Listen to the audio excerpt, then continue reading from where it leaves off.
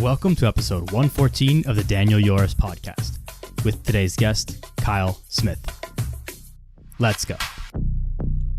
Welcome back to the podcast, everybody. Joined here today by Kyle Smith. Kyle, what's up, man? I left you hanging there on the quietness there. What's going on, buddy? So sorry about that. I guess I kind of forgot about that whole just be quiet until they say hello, but I wasn't too sure. I understood the 5-second countdown because I don't have a 5-second countdown, but that was, that was pretty funny. Just to give people a little context and insight on that. Like one of the things with podcasting and with like any video creation is you got to get some ideally you got to get some like room noise just to cut out the background noise. And you can do that in the audio on the back end. And it just makes everything sound very crisp. And I always give a little 10-second quiet time.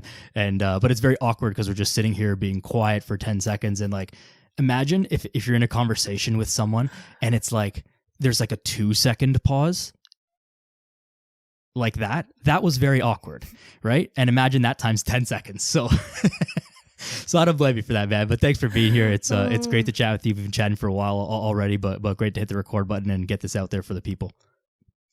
Absolutely. Thank you very much for having me on, my man. Kyle, how do you introduce yourself and tell people who you are and what it is that you do? Well, I would introduce myself as a professional life changer, and I do that through my Best of You Philosophy strategy, and that is where I help stuck, frustrated, and overwhelmed men finally drop around 20 to 40 pounds and go from chubby to chiseled without giving up burgers, pizza, and ice cream, and other foods that they love. That's something that I really want to talk to you about, actually, is this concept of losing weight or promoting weight loss, lifestyle change without giving up some of the things that we love. Now, of course, there's got to be some sacrifice involved in changing your life or your level of fitness or whatever, because if you just continue to do what you're doing, you'll continue to get what you've always got. And obviously, if you're looking for a change, that's not what you want. So how do we marry this concept of embracing the necessity of sacrifice or change while also promoting it with the idea that you don't have to change everything?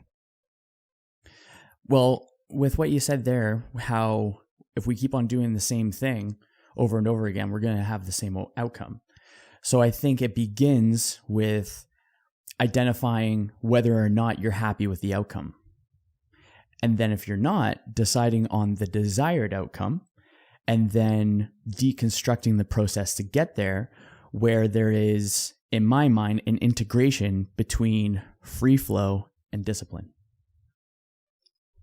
That involves a lot of thinking and analysis of one's life. And I think that to break that down a little bit further, it's probably safe to say that it's very difficult. It's very difficult to think about your own life, but it's very difficult to make drastic changes where you're eating pizza, burgers, beer every day, and then you go from that to zero. And so maybe the justification of that as part of the description of the way that things go in my mind is that there is a step, there's steps to the process, and maybe drinking beer and eating pizza every day is not the thing, but maybe if you go from that every day to a couple times a week, and that's a stepwise process to actually getting the change that you want. Is that sort of how you think about it from even from a marketing perspective in your head? Yeah, because then the idea behind what I think is it's not plans. It's not based off of ideology or dogma. It's meeting the person where they're at rather than forcing them to overhaul their whole life. And just helping the client understand that I am there to help them. I'm not there to force them into what I believe. I am there to guide them as a consultant towards the outcome that they desire with just the tools, frameworks, whether external or internal, to be able to get there. Very interesting. I've been critical for sure on the podcast of that sort of thought process or marketing angle of hey, lose weight and change your life, but don't give up your beer and pizza and all that stuff. But I think that it's more, the issue with that is more of me being a bit of a hard ass on stuff and not being that good at marketing, frankly, to say that like you got to give people like tell people what they want to hear and then give them what they need kind of thing. And so it's like, I know that good coaches like yourself and many others who say, somewhat similar things or present it in a similar way. It's like you're not encouraging people to drink beer and eat pizza every single day, but it's just telling them that like, hey, this is not like, I'm not going to overhaul your life and like come in your house and like raid your fridge and throw out all your food. Like, we'll work on this together, right? So I think the problem with that is more me than it actually being a problem. I don't know. You said it, not me. I don't know. No, I'll call myself out. I'm always happy to be wrong and happy to have my ideas challenged and all that stuff. I do think there is an issue with people who promote it a little bit too much. Like, hey, look at me eating junk food every single day and like losing weight. And it's like, okay, like we know that you can do that, but is that the goal? Is that what you should be striving for? Like here's the actual thought on this that I have, and I want to get your idea on it. Is that I find that there's a lot of people who promote this like, hey, I can eat junk food and lose weight every single day. I can eat junk food every single day and lose weight and do all the stuff that's imperfect and whatever. I find that there's a strong correlation between people who talk like that, speak like that, and they also talk about how the scale doesn't matter, weight doesn't matter and all this stuff. And I think that is very strange, because by saying that you can lose weight and continue to eat junk food every single day, you are, by definition, saying that weight loss is the only thing that matters, and as long as the scale goes down, you don't care because you're still like eating junk and like doing all the stuff, rather than being like, hey, there's other aspects of health other than weight loss, and like maybe eating some whole foods instead of chocolate chip cookies is like, maybe it won't make the scale go down and whatever, but like you're actually being healthier. So what do you think about that? I think that, man, you know what? That's like, I love that. I love that you brought that idea into my mind. And so for the coaches that are mowing down, like I definitely mow down tubs of ice cream and I post about it. However, I also make sure that there is a form of data collection in the process. And there's different degrees of that depending on where the person's at and their willingness to speed up the process. That is a part of it, okay? Mm-hmm. So I would post the tub of ice cream for sure, Ben & Jerry's. Mint Chocolate Chance, that's one of my favorites. The Tonight Dough, that's second. And so there is no way in hell they're not measuring something to make an informed decision that I can eat this tub of ice cream. So if they're saying, you don't need to track anything, that's horseshit. There's no way that is even possibly capable. It's like, it's an interesting idea. It's like, think of intuitive eating. If people were to just go straight into intuitive eating without being able to make the informed decision of what the difference in physiology, emotionally and cognitively they feel, then they're intuitively, if they have a repeat behaviors that result in repeat outcomes that are undesirable, then they're not going to intuitively eat in a way that's going to go along with their outcomes because they never developed what the outcome feels like in reality. So you can't intuitively eat if all you've already intuitively ate. Yeah. I agree. You're already intuitively eating and it ain't working. So you gotta, something's gotta change, and you can get back to it when your intuition is different. And that's the goal. And so this is where coming back to tracking food, being aware of some other data metrics and understanding macros and calories and nutrients and like, and how you feel and what your emotional relationship to certain foods and meals and times of the day and things goings on of the day. When you get all that kind of understood, then your intuition changes and you can go back and you can intuitively choose a salad instead of a cookie, right? But it's a long road to get there. Well, I think it's less than we believe it to be. I think that at the end of our life, a majority of us will learn the lessons that we've already known, or at least we'll acknowledge the lessons. So I think that the main differentiator is the main differentiator and the uncontrollable variable is the time that we learn it. So and when I say learn it, I mean learn it and implement it. There has to be a congruence, which ties into the other part with the coaches that are saying no tracking, but also mowing down, quote unquote, bad foods. Cause I think food is for fuel and for fun. There's not an absolute in either or. I take away that narrative because it's what I like to call a non-functioning narrative. So I don't like incongruence. Incongruence in some way, shape, or form can lead to or already has hypocrisy. And when we are incongruent, when we are out of alignment, both internally and externally, then our life is shit.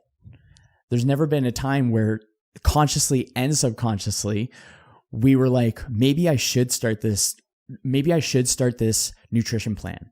Now, the part that folks usually go to is that they have a specific number that they identify as their happiness meter. So it's like, oh, I want to drop 50 pounds. Okay, 50 pounds is when I'm going to be happy. But I think, so going to the other part where you're talking about self-awareness, how it takes self-awareness, you are correct. And it's scary and it's hard to have that self-awareness. And it's even scarier to do some self-reflection to understand how we are the problem.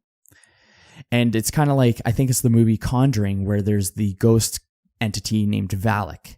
And it's the nun one. And it's like really creepy looking. I haven't seen the movie, so I'm not familiar, but... Fair enough. I actually haven't either, but I watched like a breakdown of it from... when I'm working, I watch YouTube stuff. If it's like admin stuff, like coaching programs and stuff that I like follow up, if stuff like that, I'll listen to movie breakdowns. And one of them, CZ's World, and that one just goes through scary movies. So Chucky's, Scream, so on and so forth. All right. And The Conjuring was one thing. So spoiler alert, just in case. So for The Conjuring, the main character, who is like one of the ghost hunters, she is going up against this entity, this demon, Valak the demon, and did not know the name of the demon this whole time, but was able to, she had like premonitions and stuff, and she was able to go to the book and learn the name of this demon. Because when we are able to name the demon, we end up having power over it. When we don't name the demon, then it has power over us. So another kind of neat, so for that part, many of us are just scared of the entity and don't want to name it. And so that's where that variable in time of when people learn particular lessons, it's how quickly they can overcome their resistance, which resistance plus discomfort equals suffering. Remove the resistance, all you're left with is discomfort and no suffering. But we want to suffer. So we'd rather have the resistance and not face that demon and name that demon, because when we name it, we have control. We can name it however we wish. We can listen to other people's kind of definitions of what a certain emotion, experience, moment in time could be, or we can also just name it ourselves, because it's kind of like the funny idea where you can say a word and I could be like, Dan, man, like, you just came up with a word. And then you could look at me and be like, Kyle, dude, all words are made up. Like, why not change the story if we don't like the story? Right. So, yeah. And so another kind of analogy, now I'm just tangenting, I'm sorry. But another kind of story that I think is kind of cool too, to kind of reference it, is with animals. We got cows and we got bison. Okay. Storms coming in. They're eating. Storms coming in. When the cows see the storm coming in, they're going to run away from the storm. When the bison sees the storm, they run towards the storm. Reason being, the bison knows that if they run through the storm, they're going to get to the sunshine a lot faster. What the cows clearly don't realize, because they're repeating the same behaviors with the exact same outcomes, is that when they run away from the storm, resist the storm, avoid the storm, they end up being tired and the storm still hits them. Yeah. So now they're just miserable cows. So the moral of the story is don't be a miserable cow. Am I getting that right? Yeah, I like that. Well, here's a question that I have leading off of this then. Do you think that there is a problem when you name the demon incorrectly? Example being, you're trying to change your behavior, you're trying to lose weight. You look in the mirror and you name the demon as, it's my spouse's fault that I eat too much. And that's your demon. When in all likelihood, the reality of the situation is that you are your own demon, and like you fail to say no or structure or whatever your thing is. What are your thoughts on that? When we name the demon, it's great, but it's actually incorrectly named or assigned, rather.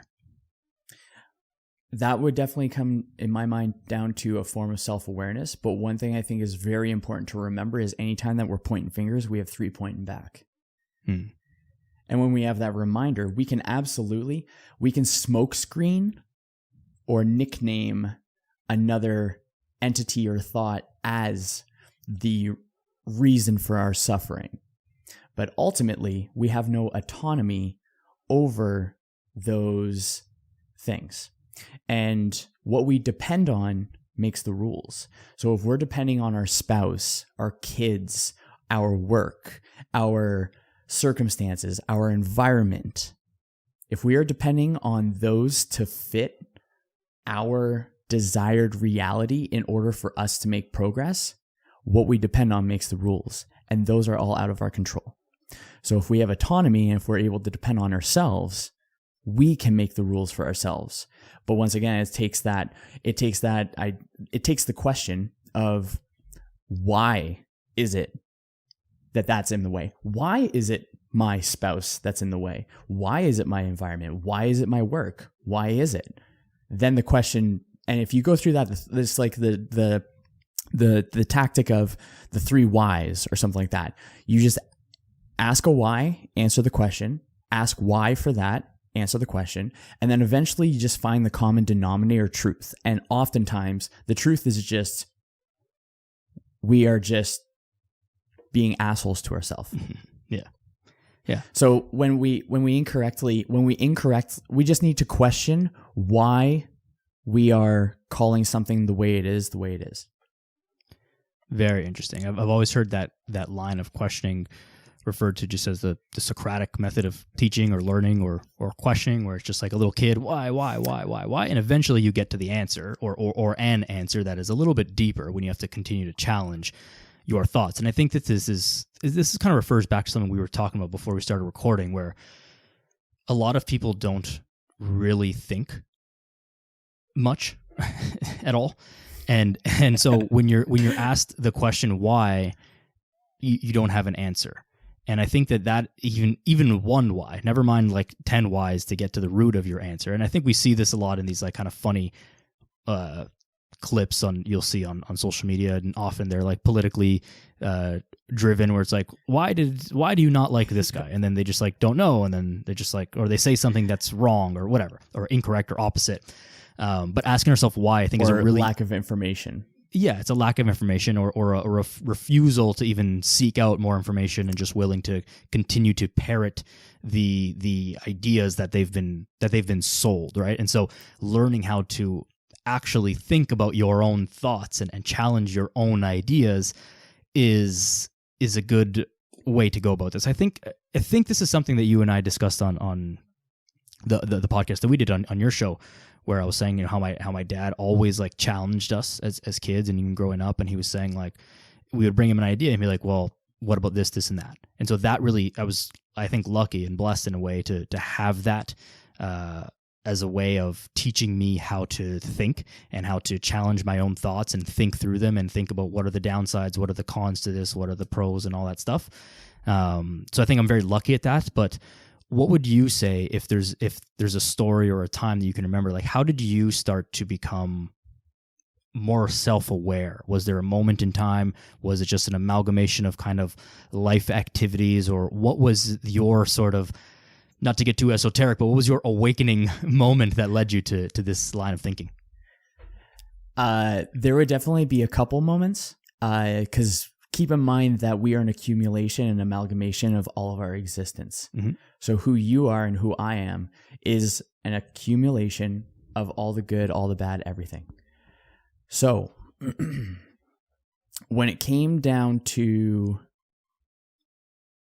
the self-awareness part, there was mostly, there was I can say that the journey towards self-improvement, where it was unconscious incompetence, where I was just going. I knew where I was not where I wanted to be. So I know that there needed to be a change. So I just continued in learning and engaging in curiosity, because curiosity curates creativity. So if we can bring in more curiosity, if we can bring in more input and controlling that input, then we can have different creativity in the things that we do. And I think who we create as an individual, this is an RPG role play game, and you're a character and I'm a character. And we're also each other's NPCs in each other's lives. It's kind of cool. But so I knew that I wanted something to be different. I didn't exactly know how, but I knew where I was not where I wanted to be. So I just started doing shit blindly, hoping that there is something. But I just knew I was certain of where I didn't want to be. And I found that when I am certain of, we're either going to be motivated by pain or by pleasure. And I find that pain is much more of a motivator than pleasure. Yeah. And I think that when someone first starts their journey, especially in the fitness industry or the fitness world, when they first start wanting to lose that first 20 pounds, that first 50 pounds, whatever, they have a pleasurable goal that they usually aim for. But I find as people progress and adopt their activities and these habits and these behaviors as a part of their identity, eventually that pleasurable goal becomes less pleasurable because we're sensitized to it. We're not desensitized. We have acquired what we've always seeked out. So I think there has to be a morph into a pain-based goal. So I was pleasure seeker before, then I became more fulfillment seeking, and I also wanted to avoid pain. I knew the pain of where I didn't want to be, and I like in the future, and I knew the pain of where I didn't want to be now, and I still utilize that kind of mental method to keep myself in check when I'm making decisions. So it started out about 5 years ago. Then in the last 2 years has been a big acceleration. And I knew this before, but I was resistant to decreasing my consumption of alcohol because I like it. I love it. And I want some more of it. No, I'm just fucking. It's actually interesting. So we went for Christmas with my parents, and my parents like to party. Like, I come from a pretty strong line of partiers. And we just had a whole bunch of shenanigans. It was a freaking blast. Nothing in particular, nothing negative happened, but it was just a blast. And it was just like really like things were just kind of processing, and I was just contemplating more, because the thing with thinking is we always try to think outwards, but we never think inwards. And so when we think inwards and try to come up with that self-awareness, because self-awareness is difficult, but it's just like any other skill. Like, we had to learn how to eat. So we have to learn how to think. People just forget about the whole learning process. Right. So then the most pivotal point, so finishing that point, I got rid of one thing that I was really resistant to, that was really difficult, that was also known for, because I wanted to change my perception of myself, because I didn't have that self-respect, even though there's not much different from who I am now compared to who I am then, other than my level of self-respect. That's the only variable that's been different. I've become more present. No, I'm really lovey-dovey. Like, I love people. Like, I want to bring affection to the world, because there's more people that are just negative. Yeah. So I can control what I can. So I'd rather be around really cool people or good people or like good vibes people. So I might as well I have it on my whiteboard over here for my guests, is good vibes make for great guests. And I think it's really important to have that. So anyways, so that's why there was a big spike. But the time before that, where I really recognize it, was I did an event called the World's Toughest Mudder. And that was a 24-hour race, military obstacles, and 24-hour race as in it was 8 miles, I think it was 40 military obstacles, and as many rounds as possible in 24 hours. So at that point in time, I was just such an asshole to myself that I was once again repeating those behaviors that was making me miserable. And I'm like, why am I so miserable? And I'm like, no. You know why you're so miserable. So a whole bunch of shenanigans happened to me. Not to me, actually. That is incorrect. It did not happen to me. But I was integral in perpetuating my pain into the present. It was my problem, and I wasn't resolving it. So shenanigans kind of just like slowed down enough for me to actually take a second breath. And my buddy Sean, who is also on the podcast, probably about 6 months. He did a World's Toughest Mudder before. I've done many Tough Mudders before, so I'm used to it, but never a Toughest Mudder, and never for the duration of length of time, like 24 hours. I got 3 hours of sleep in total in that 24 hours. It was fucking crazy. So it'll tie in, but he was persistent. He was politely persistent. And every time I would go to the bar that he worked at, which was often, so I guess he could kind of, you just need to go someplace where someone's going to tell you every day, hey man, you should do your challenge. And I was like, okay. So at that point, I was just done with my behavior. I was just done with being an asshole to myself. I was just done perpetuating pain. I was just done being the person that was just existing at that time. I was not happy. So I knew where I didn't want to be at that point. So that was the next kind of like aha moment. So there's the first one 5 years ago. Then there was this one, which was in 2016. So not that long after. And in that time, I'm like, I put on Facebook, I'm really struggling. What do I do? Like any recommendations, psychologist, psychiatrist, freaking ayahuasca trips, mushroom trip. Like, what do you got? What do you got? Of course, my buddy Sean commented, do the World's Toughest Mudder. And in that moment, I said, fuck it, I'm in. Just signed up right then and there. Never trained for something so long. I went in completely blind. I just knew that I needed such an extreme because I was so set in my ways that I needed a new foundation to work from. So, went down, did the Toughest Mudder. I still had beer. Of course, I was in Vegas. But I went through it, and you're mostly by yourself a majority of the time, and it's a 24-hour race, and it's freaky. And the thing about it is that there was no suffering. It was just discomfort because the suffering went away the more I persisted. Mm-hmm. And so as I was just continuing on, the suffering went away. It was just discomfort. I was able to break down the body so I can actually build up the mind, and I could think for once in I don't even know how long, as clearly as I possibly could, out in the middle of the Las Vegas desert or Nevada desert, doing this 24-hour race. I had to push my body to a particular point in order to actually find alignment. And there's people, for me, I like hard work. And so that for me is something that helps flush things away. I recognize that my processing, my cognitive space, there's more cognitive space when I put in hard work, so I can actually think more clearly and develop that self-awareness. Then at that point, I experienced that, and then I just built things up from there. And so when I removed resistance to change, when I recognized that I was perpetuating the pain, when I chose to break down the body in order to build up the mind, then I developed power in myself. And I did something that was so outside my comfort zone that scared me that I had no choice but to become better from the experience. And there was a freaking, oh man, this is the scariest, I'll tell you the scariest moment where I puckered up real good, okay? This is the scariest moment. So different obstacles were opened at different times. And there's one that they have. It's a walk the plank, okay? Now, I've done walk the planks before. I'm fairly competent in my swimming. I know that I can get from one side of a pool to another.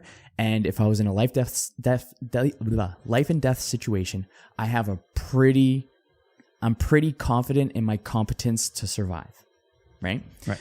So, all goods. Did a couple of these.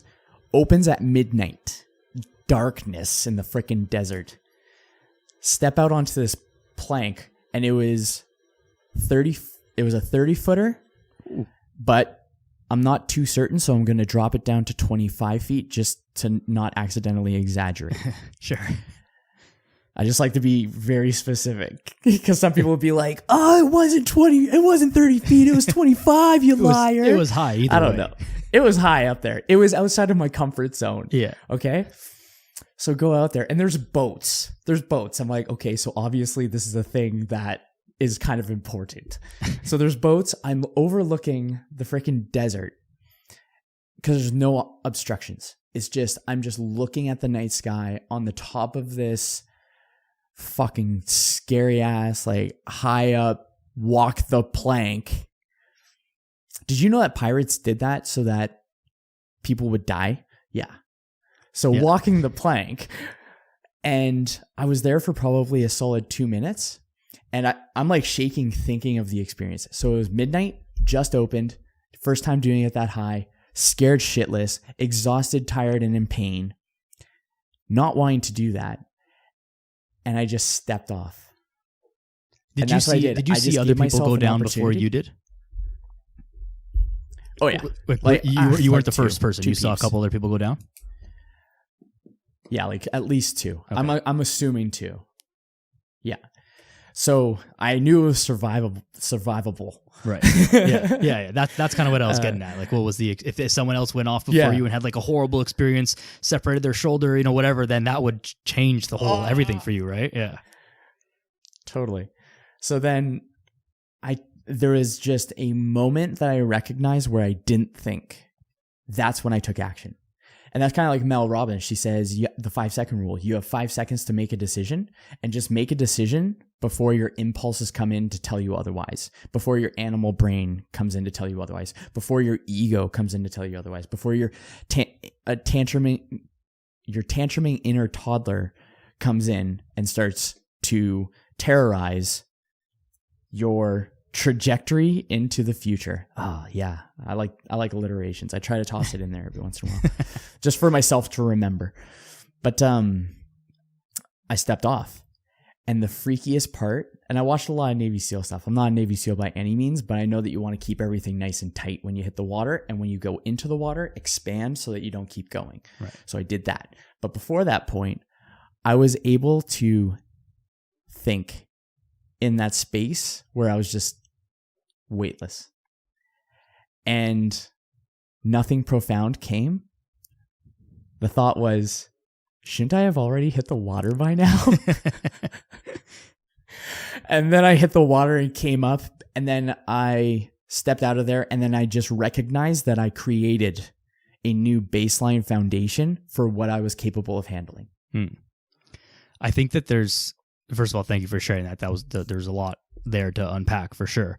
I think that this is a common theme that I hear about through people who are involved in fitness, but I find that it's beneficial for people who are not self-defined fitness people, is about getting into your body to get out of your head. And so in your example of, falling, where it's like, well, in that fall, I don't know how long that fall is, but it's faster than it's longer than instant. So there's a space there where there's nothing else to think about other than the fact that like I'm just falling through the air right now. And there is something to be said about that and an ice bath, being under the bar under a heavy set of squats, and like all of these kind of physical endeavors, I think, where you have no choice but to think about the thing that you are doing, and everything else is just like forgotten about and quiet and non-existent for that moment. And I think that there's a lot of power there because it's not about the thing that you're doing. It's not about jumping off a plank. It's not about getting into an ice bath. It's not about the thing. It's about what you said, Kyle. You realize that you can think in that moment. And now when you're sitting at home on the porch, whatever, you can kind of go back to that place and draw from that experience and be like, all right, I've been here before where this weightless, not exactly weightless as in falling, but like weightless in your mind of not thinking about anything except for the thing that I need to focus on. And so you can pull on that experience to go back there. And I think that is one of the most powerful and profound effects of physical activity and difficult physical challenges and exercise in general, is just that getting into your body so much that you can actually get out of your head or get into your head, however you want to work that analogy. Another thing that I want to kind of circle back to is this concept of moving away from things that you no longer want versus moving towards pleasure. I think if we extrapolate the idea of always moving towards pleasure, that you will eventually become a drug addict strung out on the street. You're just constantly seeking pleasure at the cost of everything else. And that is an extreme example. And obviously, like, we don't want that for anyone, but that is what a person in that scenario is doing. They are foregoing all other things and seeking momentary pleasure repeatedly at the cost of everything else, versus moving away from something, be it overweight, homelessness, hunger, disconnection from your family, or discontent with your job or your purpose in life, or whatever that thing is that you want to move away from. Also keeping that in mind is really strong. Tim Ferriss has talked about this as the idea of the activity of fear setting. I don't want to put words in your mouth, but I imagine that you may have heard of this before, where he says, like, hey, if you don't know what to do, at least move away from the things that you don't want to do. And I've been in a place in my life as well where I was kind of like, dropped out of school, didn't really know what I wanted, and like, things were fine, but like, I just didn't really know where to go. And then so eventually you just start doing something, realize, okay, I don't want to do that. So if I can't go left, then well, I'll just try going right. And then I don't want to go right, so I'll go like on a 45. And like, you figure things out that way. What were some of the things then that you decided that you no longer wanted to be associated with, or what things that you wanted to move away from as part of this whole awakening experience? I would actually, man, you're bringing some really cool thoughts. I'm just going to take a second to say I very much appreciate this conversation, because you're bringing a lot of really cool thoughts to the forefront of my mind, and I'm feeling like less of a hat rack right now. It's pretty cool. Thank you, man. I appreciate it. So it actually wasn't about what I wanted. It wasn't wanting to remove things, because the difficulty in removing things is that we don't want to remove them. However, we can only make decisions based off of the information that we have, right? Right. So if we have a lack of information, then we can't make an informed decision. We can't make a data-driven decision. We can only make an impulse-driven decision on what we feel. And I am of the type of person where if we do not impose our power over our impulses are going to have power over us. So how do we gain power over ourselves? Well, we have to understand what the opposite feels like. So it wasn't that I wanted to give up drinking, for example. It was that I felt it was necessary. Like, I felt crappy. It just felt like the right time. Because if you're feeling crappy, that's an indicator to stop doing the things that you're doing. Whether that's hanging out with people, perceived obligations that you may have. And let's say you do have obligations that are outside of your control. Control what you can and become the best individual within those particular rules. Because it's funny, because we always complain about rules, but whenever we end up playing video games, we have no problems following the rules of the game. Unless it's Grand Theft Auto, then you're just using all the cheat codes to get all the ammo and all the friggin' ammunition. But then you experience the actual storyline of the game. I spent 5 minutes on the storyline because I was like, nah, I already got all the weapons. I want to go blow shit up. So it was more so recognizing that I just wanted a break. That's it. I just wanted to break with drinking. So told Kendra, I'm like, babe, this is what I want to do. And she's like, cool. She was super supportive.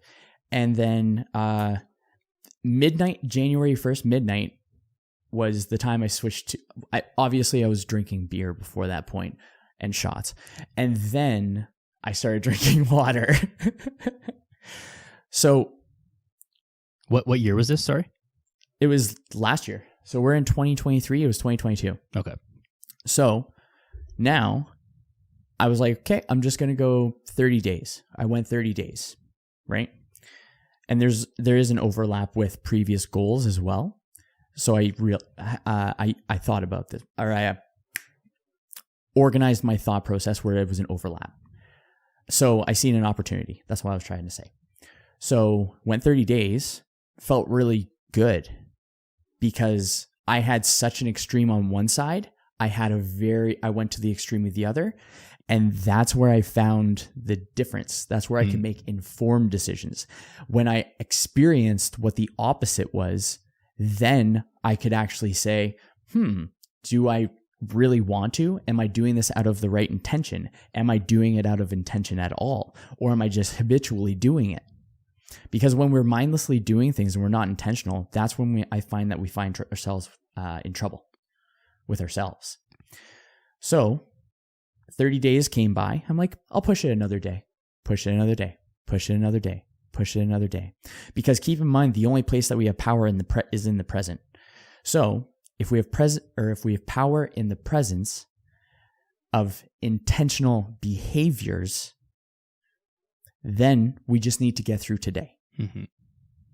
So if I say to myself, so someone would ask, and to this day, I still haven't drank.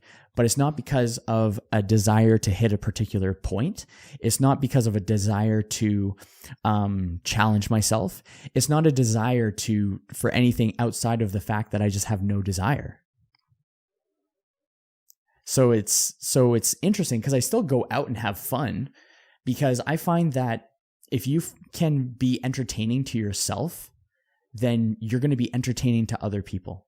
And when you're entertaining the other people, it's not a prerequisite or a requirement to consume a bunch of alcohol in order to be a generally decent human being, right? I think when I told Kendra this yesterday, where I kind of have this system with kind of like a body language one, where alignment is always going to be something that I go back to. There's an alignment kind of checklist. If I'm in a social setting where I feel like I'm uncomfortable, oh my God, like the anxiety and the anticipation of future pain, am I going to be judged? Am I going to be liked? Am I going to be cared for? Am I going to be told that I'm a piece of shit? Am I going to be told that I'm awesome? What if? And I find when I experienced this form of anxiety, because there's multiple, that I actually found myself self-centered. I was only focusing on myself and I wasn't focusing on others. So my kind of process is, it goes comfortable, calm, confused. So for comfortable, do I want to be slouched forward, or do I want to be opened up? And do I want to feel comfortable in the environment I'm in? Because in the environment, when you feel comfortable, then you're going to feel calm. When you're calm, your breathing is controlled. It's regulated. When your breathing is controlled and regulated, cognitively, you're more present. You're here. You're spending time with whoever you're around. And I put confused because when we take ourselves away from we, and we perceive, and we approach life from a point of me, or we, sorry. So from me to we, then we can be engaged with other people's lives. We can ask people questions based off of our curiosity. So I like to be confused so that I'm more likely to just ask interesting questions, because every human being has a common denominator, whether it's a podcast or the fact that we are both, you and I, and every human being and everything on this planet was from no matter what someone's ideological or philosophical or theoretical beliefs are, all things that are here have had to be created first. Right. So no matter what someone believes, there's always a creation point. A cell is created from nothingness. So there's a creation. That's a common denominator you and I share, and that we all share, is that we're all birthed from the same point in time. And that's the inception of time. That one, okay, that was a little bit of a tangent, but I love it. But when we act confused, when we approach it, we then can ask people questions. So I really like embodying demeanor. Like I wear caps, like the Peaky style caps, because I want to embody the demeanor of Thomas Shelby when he's in stressful situations. So that is the calm. What is my body language? Calm demeanor, laid back, chill. Able to make comfortable eye contact, not weird, not creepy, not slouching forward, opened up, welcoming. Because I find that before, man, there's a lot of tangents. Before this, it's just like the difference between, are you the thermostat or are you the thermometer? Are you responding to the temperature of others, or are you setting the temperature? And I'd rather be a thermostat than a thermometer. Yeah. I think that really ties into your what we were talking about again before we were recording was just Stoic philosophy. I think that Thomas Shelby, although a TV character and not modern, as set in past times, would be a great example of Stoicism in real life. I don't know how real life it is, but whatever, real situations where he's faced with all this craziness going on, and he's just like calm, cool, and collected, and makes a calculated decision, and is never freaking out. Versus maybe other characters in the show, like his brother Arthur, would be a good example of someone who's kind of like very reactionary and very like his emotions get the best of him, and he just like does shit. And sometimes it works out, but sometimes it causes some trouble. And so being able to just like have that half-second pause, observe the situation, and like make the best decision is usually the right answer. Now, this can go too far where you're overanalyzing the situation and you're just sat there frozen like a deer in headlights, and that's not good either. Going back to that 5-second decision kind of thing, right? It's a 5-second decision, not a 5-day decision. That's not the right answer either. You can't just endlessly analyze things, because again, I think a way to kind of sum this part up is that not making a decision is also a decision. And so sometimes we get caught on like in fitness, people say, oh, I want to do, diet A or diet B, and I'm not sure. And they're weighing the pros and cons and asking people and reading research and, or not research, reading articles and, whatever, all the stuff. And it's like, well, if you just started one of them, like you would know if it's working or not. And then you can either continue or try the other one. And in all the time that you've wasted reading and quote unquote researching and like doing all this homework to figure it out, you could have just done it and figured it out. And so there's a huge value in taking action, and then again moving away from things that you don't like or that you no longer want to continue or no longer serve you, or call it whatever you want, but moving away from things that are not adding to your life in some way is extremely valuable. And then you can determine whether those things have a place in your life. Like you found up to this point that alcohol doesn't have a place in your life, and that's not good or bad or otherwise, like to the collective. That's just the choice that you've made up to this point. And now that may change and it may not, but it's not a representation of what's best for everyone. One thing that I think about often on this exact topic, in fact, because I've seen a lot more on Twitter, especially, where there's a lot of these like health maxing bros on Twitter, whatever that means, and they're saying a lot of nonsense. Yeah. I don't understand the whole movement, but they're like, oh, I never drink alcohol and I feel so much better. And without knowing their context and their story, the first thought that goes through my head in the context of my own life is that like, well, how much were you drinking before? Because if I removed alcohol totally from my life, it would not change my life in any way, because I don't drink very often. I drink socially, and sure, I might, if I'm going out with my buddies, I might have a lot of drinks in a night, but like that might be the only time for the next 2 months kind of thing. So it wouldn't affect my life in any way. However, if I was drinking daily or weekly heavily or whatever, that would obviously make a very big difference in my life. And so I always think about the context of that, of like, well, how much, like, it's not the thing that's bad. Alcohol, of course, alcohol is not good for you, but it's your relationship with alcohol that is the thing that has to change. And for some people, it has a place in their life, and for some people, the place is to never let it enter again, because for whatever reason, it takes over too much and causes more damage than can be handled. And so, but I think again, it comes down to a lot of awareness and finding a way to create that space to have that thought, and then to stick through it, and then examine constantly whether or not it has a place in your life or not. And it could be alcohol, or it could be any number of things: chocolate cake, smoking cigarettes, whatever. It could be any habit, and it can be good habits that are also taken to extreme as well. Going to a CrossFit class, 9 times a week, like it's probably a little too much, right? And maybe that's something that has to be reined back. I don't know why that example came to my mind. I think we just, CrossFit's just like so easy to pick on. It's hardcore. That and the Bosu ball, but anything can be. The poison is in the dose, right? Totally. And so I love.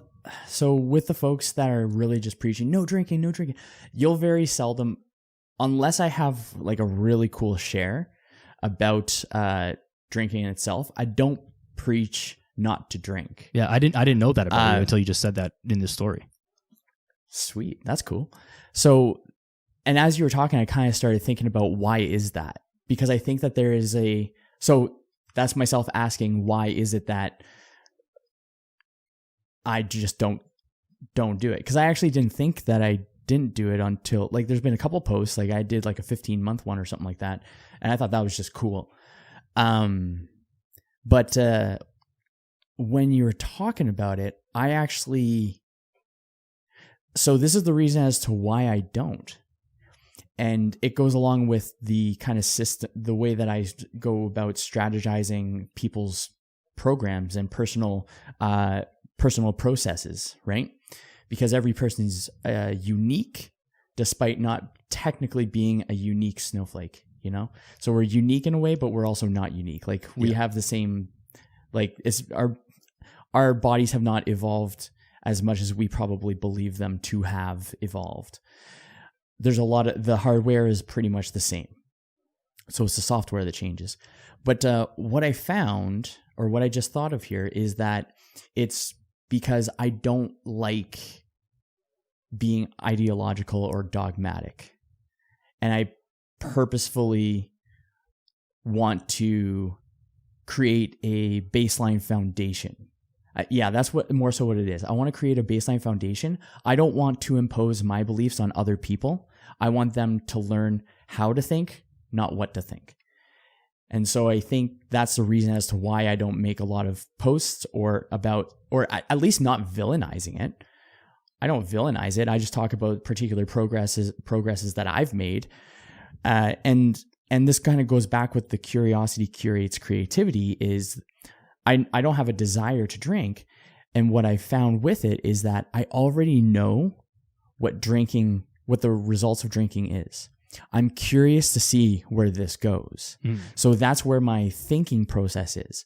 But yeah, I don't like any sort of dogmatic, you can do this, you can't do this, you must do this, you should do this, you have to do this, you must believe in my processes, or else you are a infidel. You have to process things in a way that is based on the life that someone wants to live. Because what I preach, my dogmatic ideology would be to live a joyful and fulfilling life based off of the terms that you define that with. And that's a unique process. Yeah, I think that's probably why yourself, just like myself, we're both drawn to the media form or art form or communication form of podcasting, because it allows for this space to put up a tweet or an Instagram post that says like, hey, I don't drink alcohol. It's like, that doesn't have enough context to fully explain why you don't, what's happened since, what happened before, how someone else should go about thinking about whether they should or shouldn't, or examine. Like, there's just not enough space in that medium. Whereas in this form, we can fully flesh out this idea and help someone to understand, or at least give them maybe some prompts, I think is probably a good way to say it, to think about how to apply that to your own life, right? Because again, we're trying to teach people or guide people as to how to think, not just tell them what to do. Like, again, the alcohol thing, we have two different relationships with alcohol, you and I, and neither of them is right or wrong. And so I've got clients where like we have a significant goal is like, hey, we've got to cut this out like almost entirely because it's causing disaster in their life. And I've got some clients who are like, oh, hey, I'm going to have like a couple of drinks on the weekend. Is that okay? I'm like, yeah, well, you haven't had any drinks the entire year. So if you want to, like, by all means, it's not going to go, it's not going to, there's just different for everyone. And so understanding how to think is I think the beauty of the podcast, and just being able to fully flesh out these ideas to give people those prompts as to like how to apply this to their own life, rather than like you must do this or you must not do that. Another quote that I know that you like this one, or you've posted about it, is, and I may butcher it a little bit, but it's that we like certain misery over the misery of uncertainty. And it's very hard to change our behavior. I think I got that one right. But it's very hard to change our behavior because it's like, the consequences of the thing that you are currently doing, because you're currently doing it and you're navigating your life. You're still here, so you're figuring it out somehow.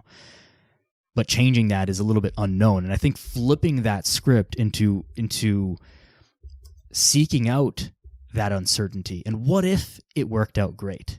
What if I'd made this change and it made my life awesome, or I had this great experience, or what have you?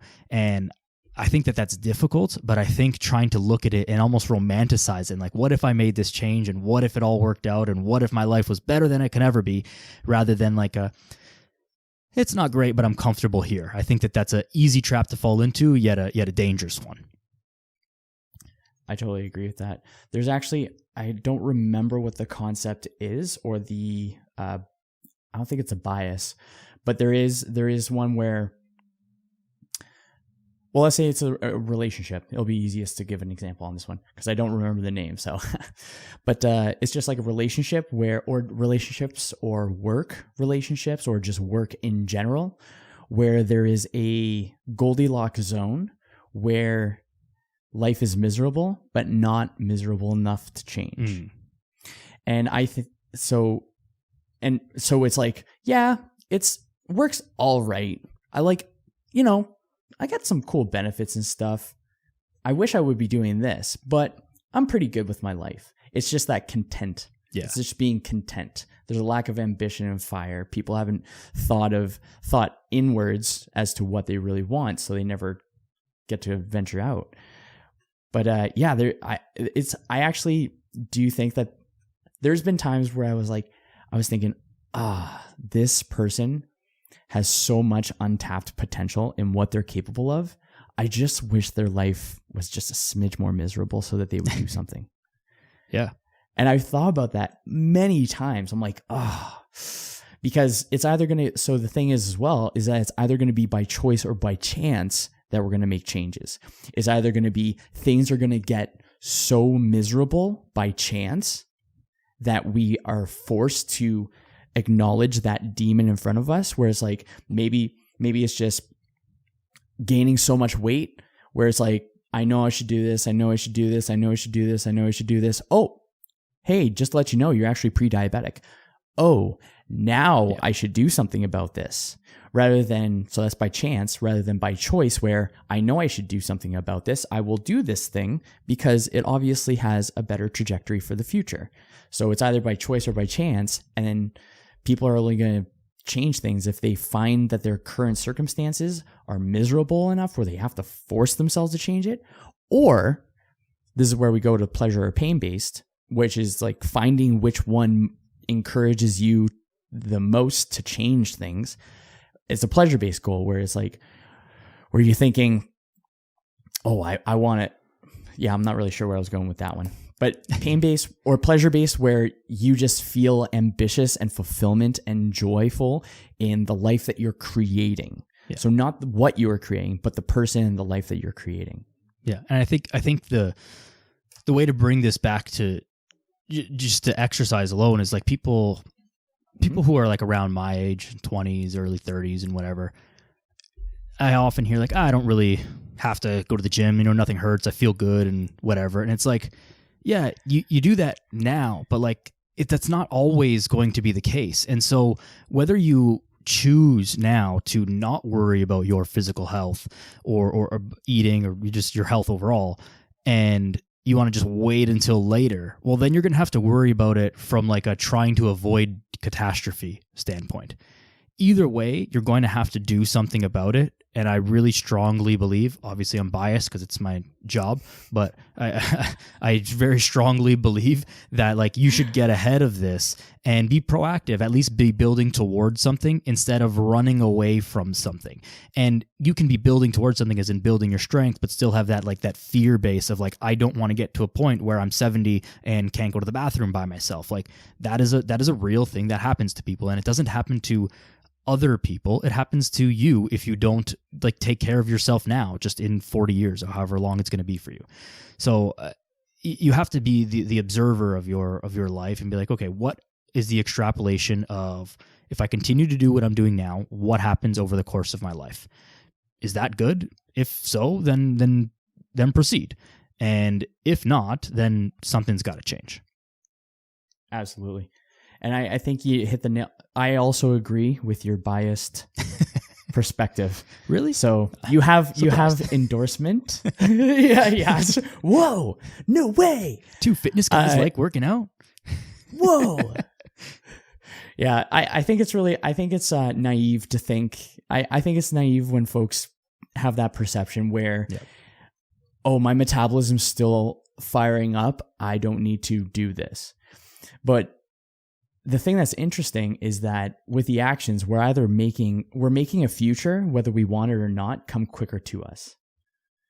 Yeah. And the thing that's also kind of like, yeah, so it's in either case, we're making the future come quicker to us.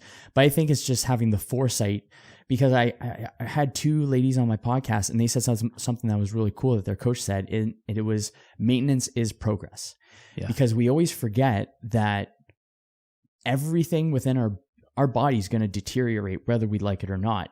But the speed is a variable that we do have some control over. Yeah. So we can erode, not erode, but sure, I'll go with erode. Why not? We can erode faster. We can we're going to wither away. So what we can maintain. So if someone's in their early 20s and they can maintain what their current health is up until their 90s, that to me is success. Now, if someone's has a little naivete and they're thinking to themselves, oh, I don't have to think about it, then they believe that they're entitled to their health. They haven't experienced what shitty health feels like yet. Yeah. So they don't know the comparison between the two. They don't make an informed decision. Exactly. Yet I think it is difficult to, I mean, as many times as I've said it, as you said it, and we'll both continue to say it, and many, many others, like I think it's very difficult to embed that in people's minds and in people's actions, because you just hear us and be like, yeah, I get you, but like, next week, I'll start next week. Like I'm not there yet. And it's like, well, but we're talking to you. If you're saying that, like that's who we're talking to. And so, yeah, I'm not old. I don't have that problem. I've had times in my life due to like surgeries and injuries and stuff where like I haven't been able to move and I've lost that ability for short periods of time and all that stuff. And so I have some experience with that and experience through others and clients, and I'm sure you do as well, Kyle. And so like, you got to take this stuff to heart. Like we're not saying this because it's fun. Like if you didn't have to work out and everything and exercise and eat healthy, like I gain nothing from that being the truth other than the fact that it is the truth. So, we can't get around it, and we just have to do it. But you have to come to this conclusion by yourself. Another thing that we said, and maybe we kind of wrap up on this, is like before we were recording, we said like, yeah, it's great for us to say all these things, but like, just doesn't do anything if you don't get off your ass and do it. It's great for us to say it and like put these thoughts out there and these ideas out there, but like you've got to be the one to do it, because we can't do it for you. And if we could, believe me, we would. It would make our lives a lot easier. Actually, we probably wouldn't have a job. If we could work out for people, no. And people would, if this was a thing where like, hey, I'll pay you, you work out and I'll get the benefits. If that was like physiologically possible, we would all have jobs. We would all be super wealthy, and our jobs would be like so easy. If I could just work out for like 15 hours a day and give those gains to other people, like, oh baby, bring in the dough. So yes, that's for sure. But for where I was going on that one, it was if there is that just implanted just point of making the self better, progressing the self, then we wouldn't have a job, because people would already be working on their health. 100%. Don't you think it's kind of ridiculous that we do have a job though? Yes, absolutely. I'm so grateful for what I do. It is disgusting. I get to chat with cool people who are making changes, who are making improvements, which unfortunately there is a requirement of not knowing how to do that. But I am grateful for the opportunity that I get to coach and mentor folks as yourself in becoming better human beings. And as we become the coaches or the Yodas or the Obi-Wans or the Gandalfs, or like pick your mentor, pick your whoever, that comes into stories, right? To be a part of that process of that hero's journey is a very fulfilling part. So I'm not overly upset that people can't hold themselves accountable and just don't have, or may not currently have, a vision of where they want to go. So it sucks saying that, where I wish more people had it, but I'm also grateful that people don't, so that I can be a part of that. Yeah.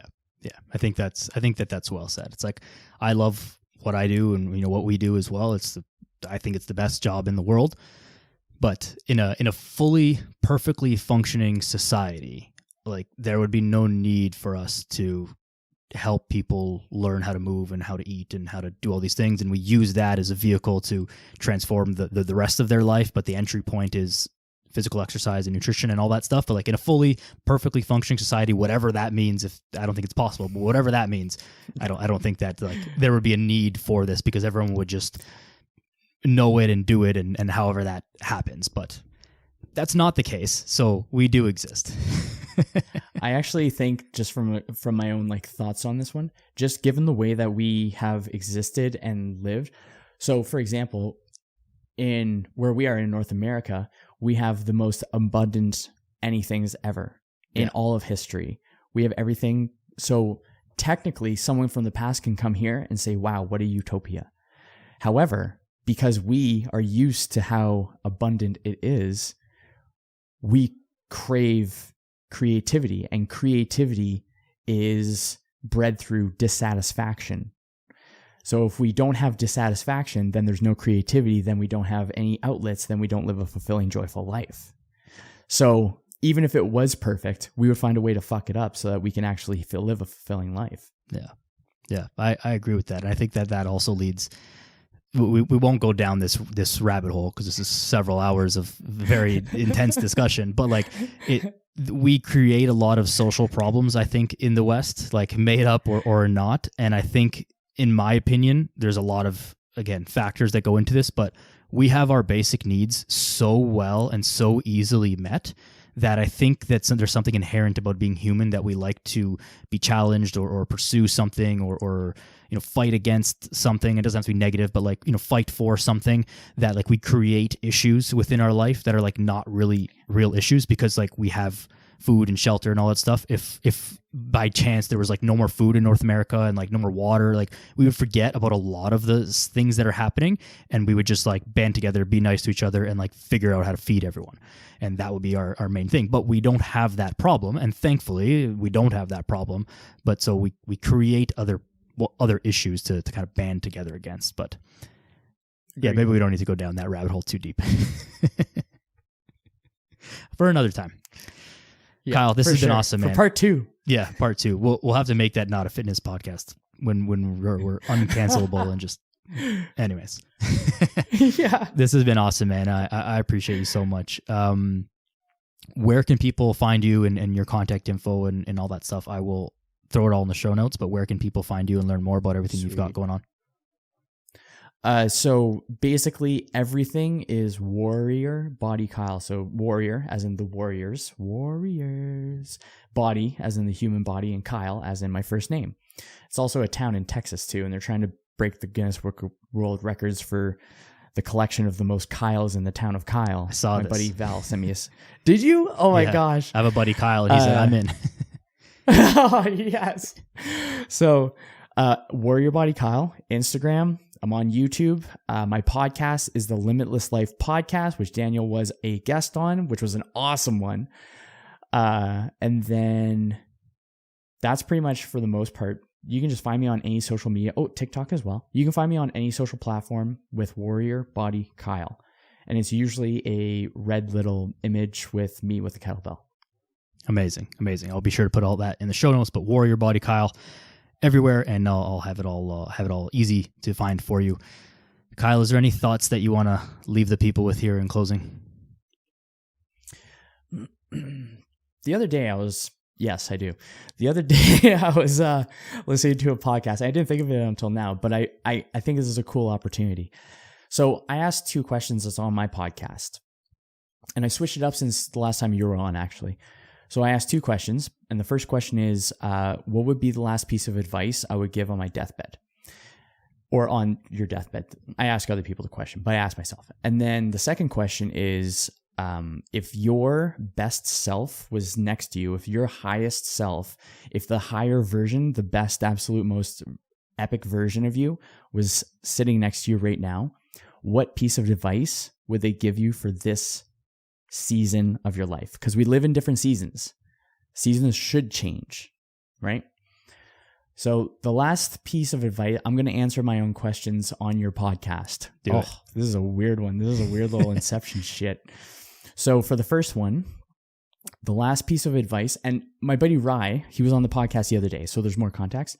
He was on the podcast the other day, and he was the first person to ask me on the podcast. And surprisingly, I didn't have an answer, which is hilarious because I'm almost at 50 episodes. And for whatever reason, I just never thought of it.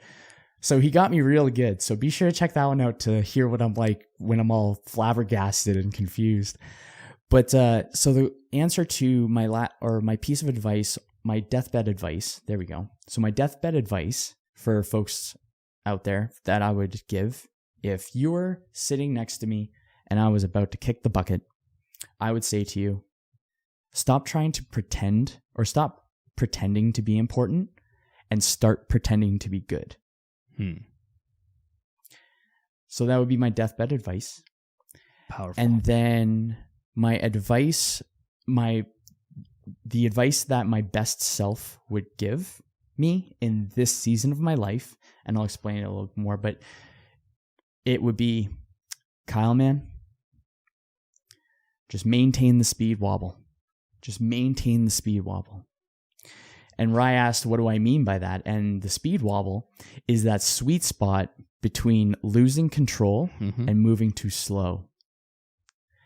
So when you're watching a speed wobble, whether it's a longboard especially, that's where I've wiped out many a time. Same with bikes. But when you're on a bike and you're watching someone speed wobble, and when they have control of the speed wobble, there's something that messes, at least for myself, it messes with my brain where I'm like, you're going so fast, but it looks like you're going to biff at any time, but I see that you have control.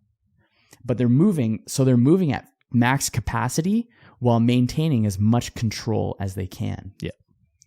So if I take that kind of thought process and if I bring it into my ambitious ideas where I'm pushing, I'm actively trying to get out of my comfort zone and seeing how quickly I can create that speed wall while maintaining control.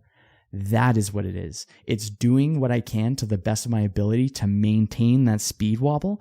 So I'm getting as quickly as I want to go, but I have enough control that I know I'm not going to fall on my face. So maintain the speed wobble and stop pretending to be important. Start pretending to be good.